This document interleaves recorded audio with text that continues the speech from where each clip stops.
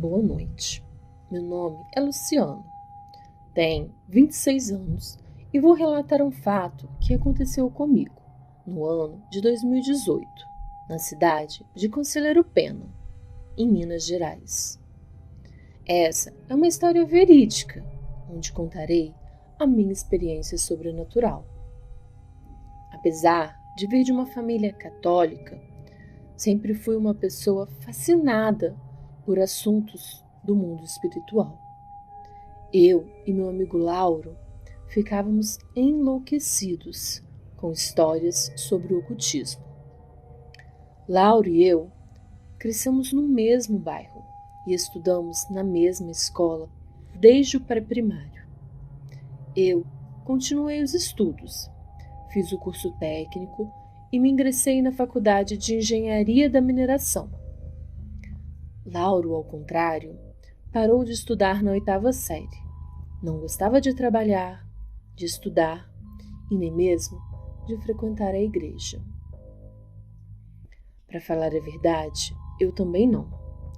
Eu só entrava na igreja quando era convidado para ser padrinho de casamento de algum amigo.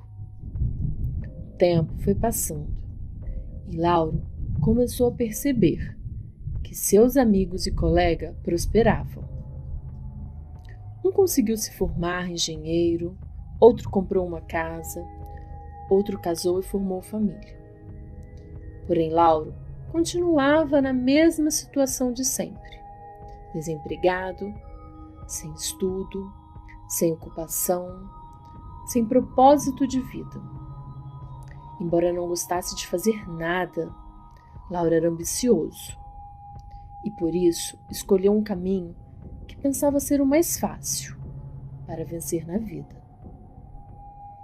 Meu amigo colocou na cabeça que se descobrisse como fazer um pacto de riqueza, venderia sua alma ao diabo para ter uma vida afortunada, regada a dinheiro e mulheres.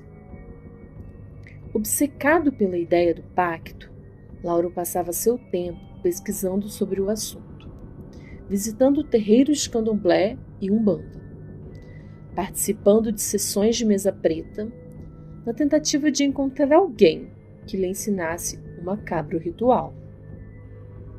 Ao contrário de mim, Lauro, além de preguiçoso e ambicioso, não tinha medo de nada. Eu sempre fui muito medroso com essas coisas, mas como Tomé, eu só acreditava vendo. O meu problema era que a curiosidade falava mais alto. Por isso, eu sempre estava atrás de Lauro, para ver se suas experiências dariam em alguma coisa.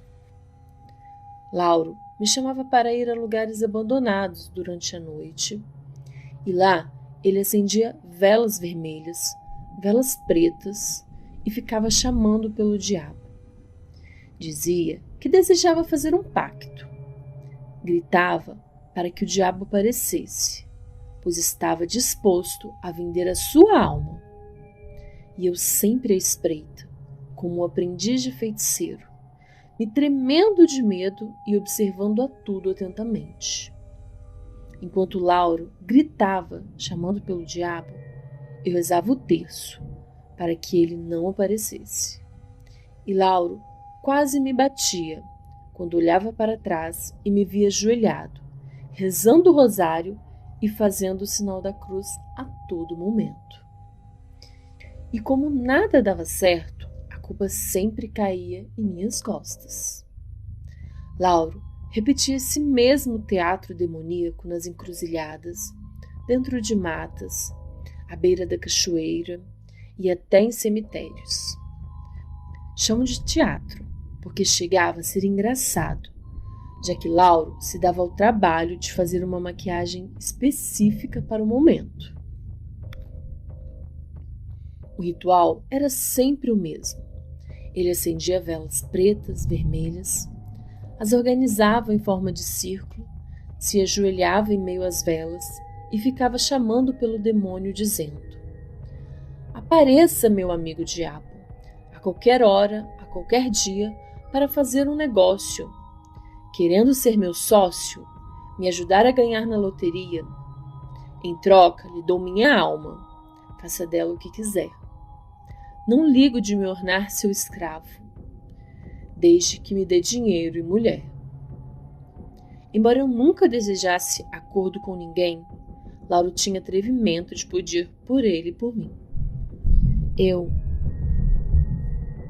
lá, sempre olhando de longe, com um terço nas mãos, tremendo de medo de que o encardido desse as caras a qualquer momento. Enquanto Lauro pedia para o diabo aparecer, eu ficava no meu canto, pedindo alguma proteção divina, porque eu só queria ver se ele apareceria, mas não queria negócio algum com aquele chifrudo. De vez em quando, a gente percebia um vento gelado, um cheiro de podre, barulho de galhos se quebrando, mas nunca víamos nada que pudéssemos ter a certeza de que não era coisa da nossa cabeça. No fim, íamos embora, contrariados, e Lauro, já desacreditado, voltava xingando palavrões até chegar em casa, chamando o demônio de diabo meia tigela, dizendo que nunca viu diabo ter medo de gente. Quando retornávamos para casa, minha mãe brigava muito com a gente. Seus sermões eram rotineiros e desgastantes. Dizia que Lauro estava no caminho errado e que quem desejava ter um pacto com o demônio não era uma boa companhia. Por isso, iria proibir que Lauro e eu continuássemos amigos. De fato, minha mãe não estava errada. Seus conselhos me deixavam dividido entre romper a amizade com Lauro ou acompanhá-lo até o fim em suas maluquices. Porém, o que minha mãe não sabia era que em alguns meses, bêbado, Lauro e eu havíamos feito um pacto de sangue para selarmos nossa amizade eterna e nos comprometermos a estar sempre ao lado do outro, na nossa busca incessante por uma experiência sobrenatural que nos fizesse arrepiar os cabelos. Em nossas orações, eu e minha mãe sempre pedíamos por Lauro. Afinal, ele foi criado praticamente no quintal de minha casa. Éramos vizinhos desde criança. E no fundo, sempre senti pena de meu amigo, pois Lauro sempre ficou sob os cuidados de sua avó, Dona Mariquinha.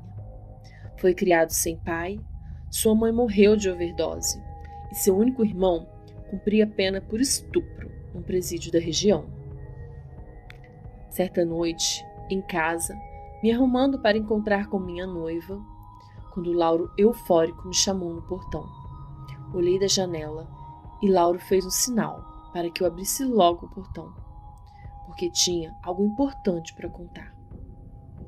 Certificando de que minha mãe não estivesse ouvindo, Lauro me contou baixinho que estava sentado no banco da praça, aguardando uma partida de futebol, quando do nada o Senhor se aproximou e disse que tinha um recado da espiritualidade para ele. E esse senhor, sem se identificar, já foi logo dizendo que todo negócio se faz, porém não era nada simples ter um encontro face a face com o diabo, e que ele também não era como dizias. Não tinha chifres, pé de bode, rabo ou tridente. O misterioso homem então lhe ensinou um ritual para ter riqueza, e disse ainda que pactos como esse devem sempre ser feitos numa segunda-feira, pois o feitiço é muito mais poderoso, e não a sexta-feira, como todo mundo acredita. Ao final, olhou dentro dos olhos de Lauro, abriu um largo sorriso e repetiu a frase: todo negócio se faz. O misterioso homem então se levantou e foi se afastando, pedindo que Lauro não olhasse para trás.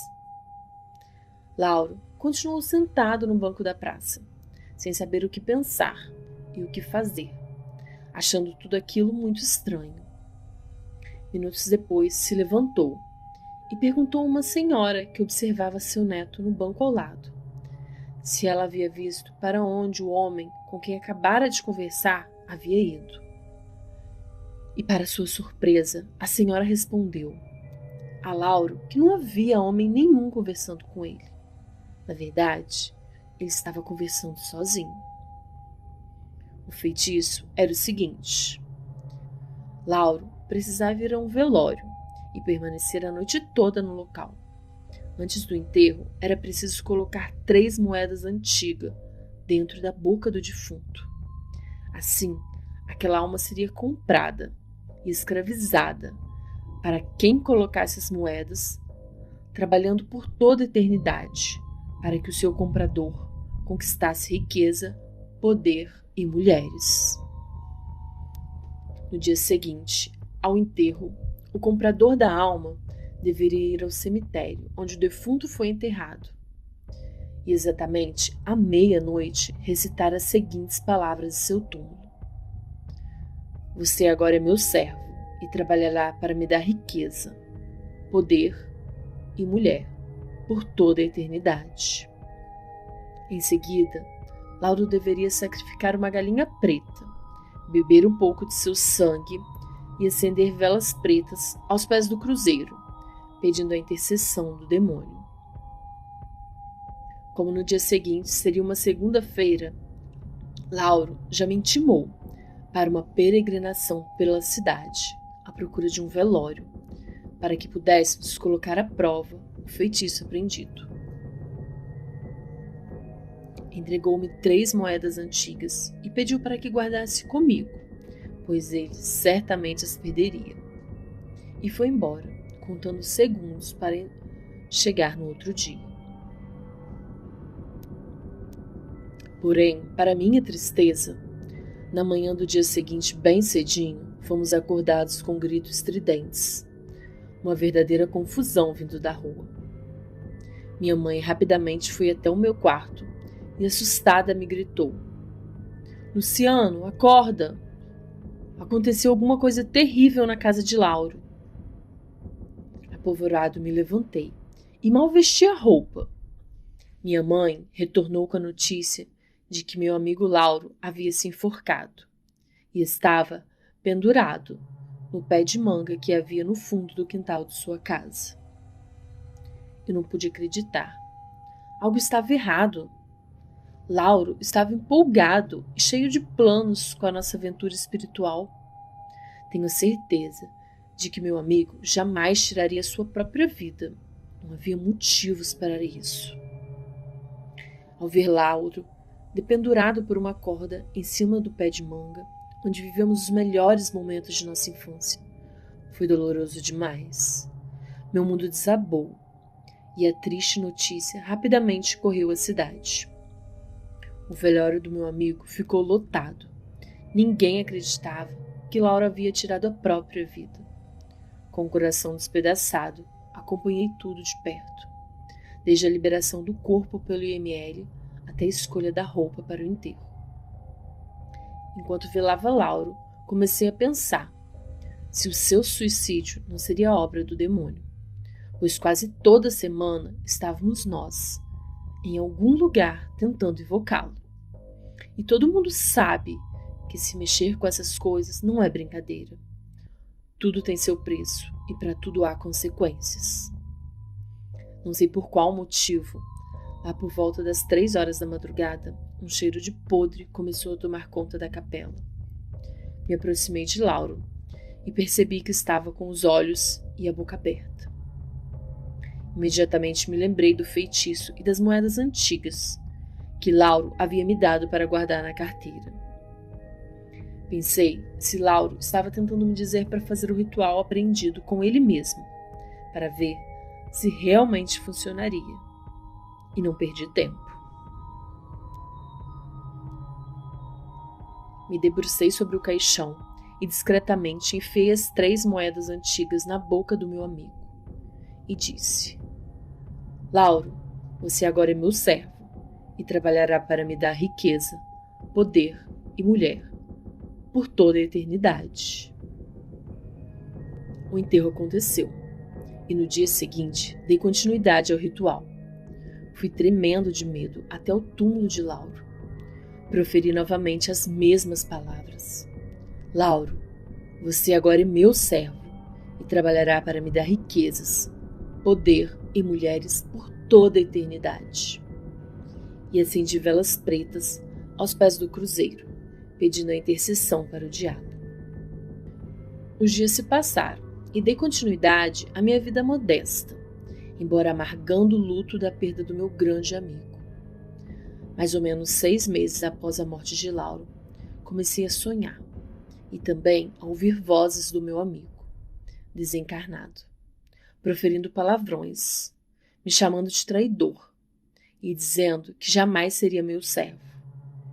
Dizia ainda que seu ódio por mim era tão grande que só descansaria depois de me matar e levar-me com ele para o inferno.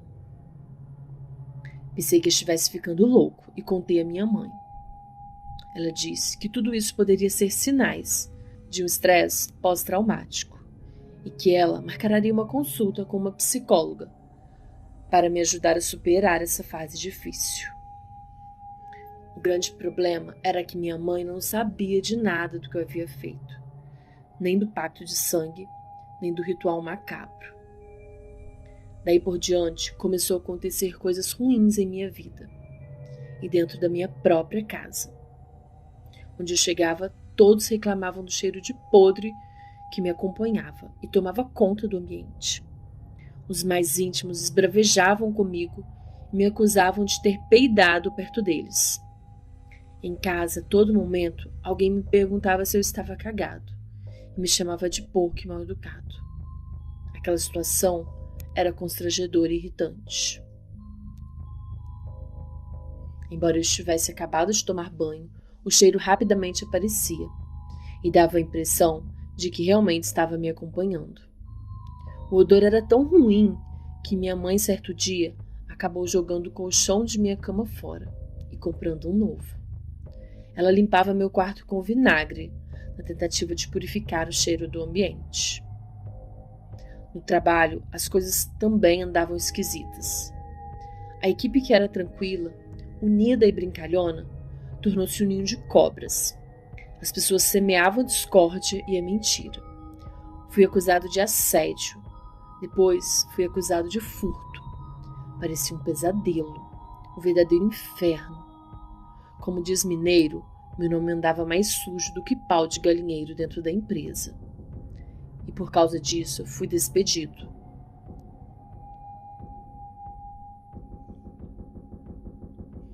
Para piorar a situação, minha noiva me traiu com meu irmão e terminei o noivado.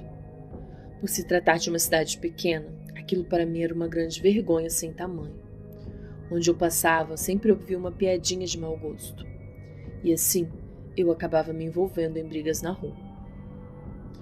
Por 2 vezes, foi preciso meu pai me buscar na delegacia. E assim, a fama de bom moço já não me pertencia.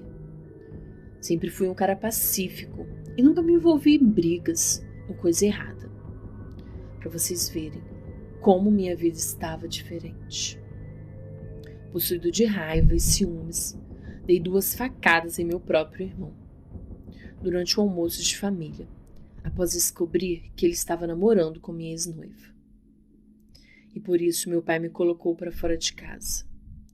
Passei a viver isolado de toda a família. No mês seguinte, sofri 4 acidentes de moto, um em cada semana, e por pouco não perdi a vida. No último acidente, me assustei ao ver Lauro na garupa de minha moto me xingando. Fui para debaixo de um caminhão de cerveja, vindo a acordar 3 horas depois do coma. Fiquei 7 meses internado. Durante o coma, todos os dias eu via a voz de Lauro, dizendo que me levaria com ele e me xingando das mais terríveis palavrões. Tudo aquilo foi assustador e muito real. Após receber alta médica, comecei a ter pensamentos suicidas. Minha família havia se afastado de mim e eu me sentia muito solitário. Para minha sorte, durante minha internação, fiquei muito próximo de uma enfermeira, que atendia pelo nome de Benice. que mesmo após a minha alta, sempre me visitava, fazia contatos telefônicos e me ajudava quando necessário. Com o tempo, nos tornamos amigos e por isso decidi contar o meu segredo a ela. Benice ficou preocupada e na semana seguinte combinamos de ir junto a uma reunião da Renovação Carismática. Isso foi uma providência divina em minha vida. Na verdade, eu não queria ir, pois estava morrendo de vergonha de ser revelado algo sobre mim. Mas como Benice insistiu muito, fui vencido pelo cansaço e acabei acompanhando, mesmo contra a minha vontade. Estava tudo indo muito bem, até que o Senhor começou a falar em línguas. Pegou o microfone e disse que Deus o revelou, que havia uma pessoa que se encontrava presente naquela noite, que precisava de cura e libertação. Nessa hora pensei, eu não acredito que vou passar essa vergonha. Vou fingir que não é comigo e vai ficar tudo bem. Mas o Senhor do microfone continuou. Deus também me revela que essa pessoa fez um pacto de sangue e um pacto de riqueza demoníaco. A minha cara queimava, minha boca estava seca e meu coração estava acelerado. Eu estava suando frio, porque minha mãe também estava na igreja. E eu tinha certeza de que ela descobriria que era eu. Eu fui sentindo minhas pernas bambas e do nada caí no chão de joelhos. Eu não conseguia me levantar e nem mudar de posição. Todos se reuniram à minha volta em oração. E depois disso só me recordo que acordei deitado no chão da igreja, com minha mãe muito chorosa segurando a minha mão. Ao lado de minha mãe também se encontrava Benice e o Senhor que fez a revelação no microfone. Eles me contaram que eu dei muito trabalho, pois eu estava possuído por um espírito obsessor que se manifestou de forma assustadora. Rapidamente chegou o Padre Ivo, que me orientou a fazer a oração de 21 dias de São Miguel Arcanjo. Ao ouvir dentro de casa o Santo Ofício de Nossa Senhora e fazer 3 vezes ao dia a oração de São Bento, com toda a fé do coração. Padre Ivo me explicou que todas essas orações, ao serem recitadas, criam uma égregora de proteção divina sobre nós e nossa casa, pois as palavras têm poder. Meu filho, é sempre muito bom ter em casa água e o sal exorcizado. Além do óleo exorcizado, estes 3 elementos simbolizam Pai, Filho e Espírito Santo. A água simboliza o Pai, o sal simboliza o Filho e o óleo simboliza o Espírito Santo, disse Padre Ivo serenamente. A verdade verdadeira mesmo é que a gente que é católico não tem esta prática de utilizar esses 3 elementos para proteção em casa. Nós, familiares, em nossa saúde. Se todos os cristãos soubessem deste segredo, muitos ataques espirituais do demônio poderiam ser evitados. Prosseguindo com sua explicação, Padre Ivo me disse que a água exorcizada serve para aspergir em casa ou no local de trabalho, fazendo o sinal da cruz no ambiente, nas pessoas do ambiente. Ela tem o poder de perdoar os pecados, proteger contra as ciladas do maligno e também proteção divina. O óleo exorcizado serve para a cura dos males do corpo, libertar o corpo dos malefícios e energias negativas, tipo causadas por feitiçarias. O óleo santo enfraquece o poder dos demônios nas pessoas. Por fim, Padre Ivo me ensinou que o sal exorcizado serve para proteger a casa contra as ações do demônio e preservar a saúde do corpo e da alma. Ele pode ser derramado na entrada da casa e nos 4 cantos dos ambientes. Com a minha possessão, foi algo que o Padre Ivo nunca havia presenciado. Me pediu também que usasse o sal exorcizado, inclusive na minha alimentação. e na alimentação de todos da minha família, como forma de prevenção.